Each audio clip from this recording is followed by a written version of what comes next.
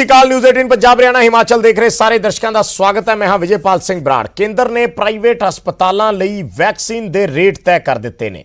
Covishield की कीमत तय कर दी गई है 780 रुपए, यानी कोई भी प्राइवेट हस्पताल 780 रुपए जिहड़ी है उसकी कीमत होएगी। 1410 रुपए दे विच वैक्सीन मिलेगी। सो 1400 कोवैक्सीन जिहड़ी है कोवैक्सीन 1410 रुपए च मिलेगी। कोविशील्ड जिहड़ी है वो 780 रुपए च मिलेगी ते जिहड़ी रूस की स्पुतनिक वी है वो 1145 रुपए च मिलेगी। जीएसटी ते सर्विस चार्ज भी इस विच इनकलूड होएगा। सो वड्डी खबर है इस वेले दी कि वैक्सीन दे रेट तय कर दिते ने केंद्र सरकार ने निजी अस्पतालों के लिए। ਜਿਹੜੇ निजी अस्पताल ने प्राइवेट अस्पतालों जो 25% डोज दी जाएगी उस 25% डोज की कीमत तय की गई है। 780 रुपए कोविशील्ड की कीमत है, 1410 रुपए कोवैक्सीन की कीमत है एक डोज की, और 1145 रुपए जिहड़े आ स्पुतनिक वी की कीमत होएगी समेत जीएसटी ते सर्विस चार्ज। यानी कोई भी अस्पताल इस कीमत तो वध किसी भी व्यक्ति तो वसूल नहीं सकेगा। कल प्रधानमंत्री ने कहा सी कि वो कीमत फिक्स करेंगे। सो ये कीमतां फिक्स कर दित्तियां गईयां ने और ऐलान कर दिता गया है। तिन्ने वैक्सीन जड़ियां 780 रुपए कीमत कोविशील्ड की, 1410 रुपए कीमत कोवैक्सीन की ते 1145 रुपए स्पुतनिक की।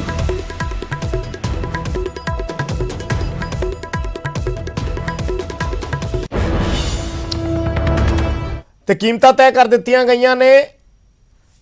एक पासे कोवैक्सीन दियां, दूसरे पासे घोटालिਆਂ ਨੂੰ ਲੈ ਕੇ ਪੰਜਾਬ ਦੇ ਵਿੱਚ ਸਿਆਸੀ ਘਮਾਸਾਨ ਚੱਲ ਰਿਹਾ ਹੈ।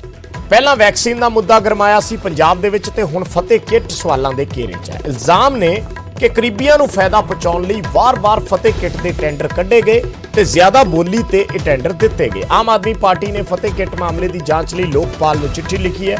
उधर बीजेपी भी सरकार ते लगातार सवाल चक रही है। सरकार दे नुमाइंदे सरकार दे बचाव च जुटे ने। राजकुमार वेरका ने कहा कि केंद्र सरकार वालों दवाइयां ते ऑक्सीमीटर दे रेट वधाउण करके उन्हां नूं दोबारा टेंडर कढने पए सी।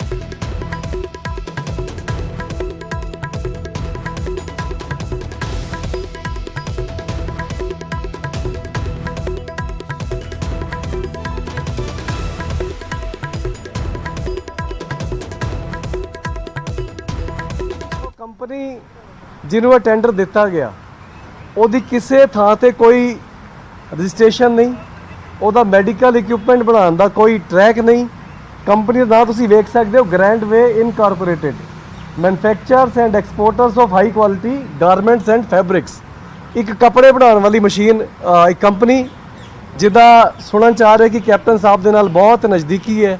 ਉਸ ਕੰਪਨੀ ਨੂੰ ਇਹ ਸਾਰੀ ਫਤਿਹ ਕਿੱਟ ਸਪਲਾਈ ਕਰਨ ਦਾ ਠੇਕਾ ਉਹ ਵੀ 500 ਰੁਪਏ ਵਧਾ ਕੇ ਠੇਕਾ ਦੇ ਦਿੱਤਾ ਗਿਆ। ਤੇ ਜੋ ਕਹਾਵਤ ਹੈ ਅੰਡਾ ਵੰਡੇ ਰੇਵੜੀਆਂ ਮੁਰਮੁਰ ਘਰਦਿਆਂ ਨੂੰ ਦੇਵੇ, ਉਹ ਵਾਰ-ਵਾਰ ਇੱਥੇ ਸਾਰਥਕ ਹੁੰਦੀ ਹੈ।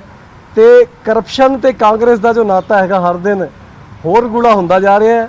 ਅਸੀਂ ਮੰਗ ਕੀਤੀ ਹੈ ਪੰਜਾਬ ਦਾ ਜੋ ਲੋਕਾਯੁਕਤ ਹੈ ਉਸ ਤੋਂ ਵੀ ਕਿ ਇਸ ਮਾਮਲੇ ਦੀ ਜਾਂਚ ਕੀਤੀ ਜਾਵੇ ਤੇ ਦੋਸ਼ੀਆਂ ਨੂੰ ਉਹਦੇ ਅੰਜਾਮ ਤੱਕ ਪਹੁੰਚਾਇਆ ਜਾਵੇ। ਇਸ ਪੰਜਾਬ ਸਰਕਾਰ ਨੇ, ਇਹਦੇ ਮੁੱਖ ਮੰਤਰੀ ਨੇ, ਇਹਦੇ ਸਿਹਤ ਮੰਤਰੀ ਬਲਬੀਰ ਸਿੰਘ ਸਿੱਧੂ ਨੇ ਸਿੱਧੇ ਤੌਰ ਦੇ ਉੱਤੇ ਪੰਜਾਬ ਦੇ ਜਨਤਾ ਦੇ ਨਾਲ ਖਿਲਵਾੜ ਕੀਤਾ। ਜਿਹੜਾ ਸਰਕਾਰ ਵੱਲੋਂ ਪੈਸਾ ਜਾਂਦਾ ਹੈ ਉਹ ਤੁਹਾਡੇ ਮੇਰੇ ਵਰਗੇ ਦਿੱਤੇ ਟੈਕਸਾਂ ਤੇ ਜਾਂਦਾ ਹੈ।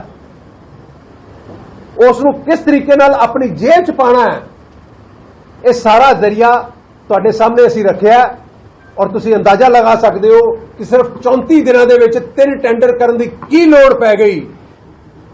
इस गल तो सीधा सीधा साबित होता है कि सिर्फ पैसे हिस्सेदारी इस सारे सिस्टम के विच 3 टेंडर सिर्फ 1 महीने के विच कीते गए।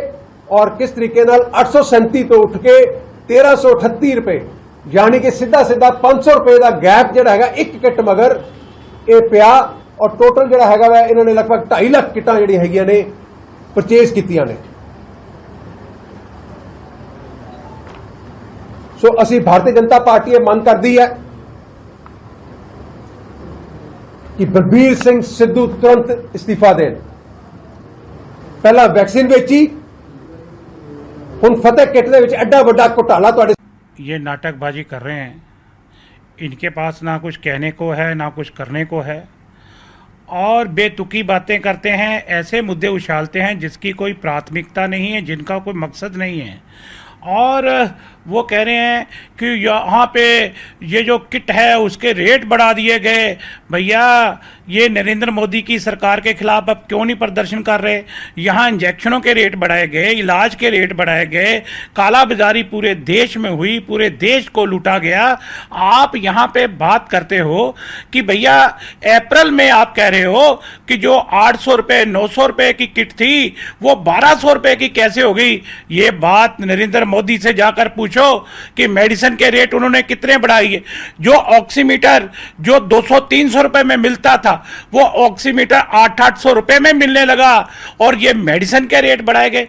और यहां तक बात है कि उसमें किसी तरह की बेनियमी हुई है तो हाई कोर्ट के पास ये संज्ञान लिया हुआ है, हाई कोर्ट के पास केस है, हाई कोर्ट इसको देख रही है, और झूठ और सच सामने आएगा। आप नाटक करना बंद करो। भैया जड़े मर्जी युक्त को चिट्ठी लिख लें, मुझे लगता है कि वो युक्त को लिखे, संयुक्त को लिखे, इसमें क्या फर्क पड़ता है कि लोकायुक्त ने क्या करना है? भैया पहली बात तो ये है, कहते हैं कि वैक्सीन जो है वो महंगे भाव में बेची गई। भैया क्या किसी की पॉकेट में पैसा आ गया? आप नरेंद्र मोदी से सवाल क्यों नहीं करते कि जो 150 रुपए में वैक्सीन खरीदी है उन्होंने, हमें 400 रुपए में क्यों बेची उन्होंने? अगर वो प्राइवेट हॉस्पिटल में गलती से दी भी गई है तो वो पैसा किसी की पॉकेट में नहीं बल्कि सरकारी खजाने में आया है, और वो स्कीम को बंद कर दिया गया है। और इसमें घपला कहां से हुआ? स्कैंडल किसने किया? अगर स्कैंडल किया गया है तो ये मुनाफाखोर केंद्र सरकार है।